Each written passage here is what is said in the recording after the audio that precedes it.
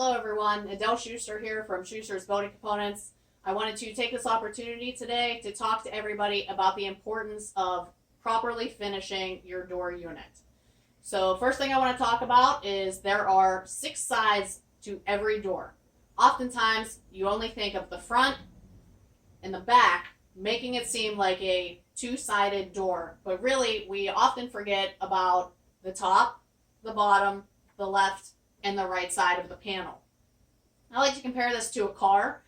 With a car, same thing. You have the front, back, the left, the right, the roof, and the underside. So it seems pretty silly if you were to not have any type of finish on the roof or the underside. You really can't see them, but if you took it outside and exposed it to all the elements, all the snow, all the salt, all the rain, it seems pretty silly that you wouldn't want any protection on that. So same thing with the door. It's very important to make sure that you get the top and the bottom. And very often we see that that's something that's missed. So it's something you want to make sure you talk to your painters about. If you're doing a DIY project, you also want to make sure that you go ahead and finish that. If you don't, what you're essentially doing is you're leaving exposed end grain open to weather the same conditions like salt, snow. If it's an interior door, and there's a new build on your house, there's a lot of excess moisture inside your home, so you're still leaving that end grain exposed to take on excessive moisture. That's something you definitely don't want to do. Wood and water don't mix.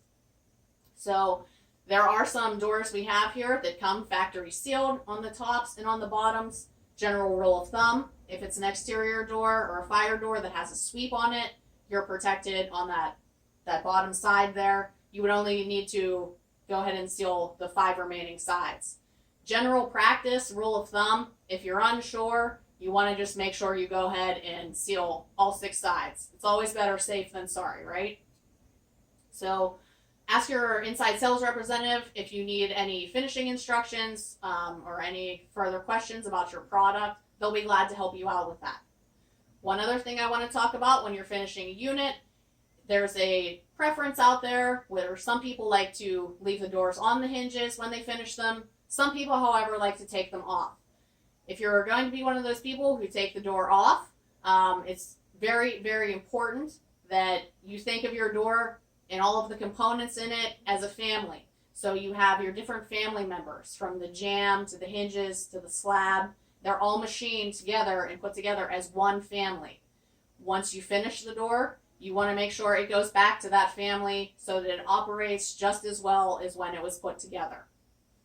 Whenever you are rehanging the door, you want to make sure that if you're using anything but a good old-fashioned screwdriver, if you're going to go ahead and use a screw gun or a cordless drill, you want to make sure that it is on a low speed.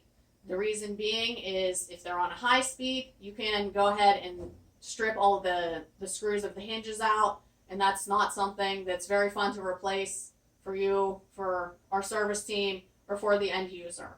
So just a little helpful hint there. So this door right here in this lovely blue color, this is from our Paragon finishing system presented by us here at Schuster's. Really striking. It'll set you apart from your neighbor. There's many other colors available here, some that are just very, very safe. And then there's also some really fun ones to set you out from your neighbors once again. Give us a call today. Let's talk about it and let's get finishing together. Thank you.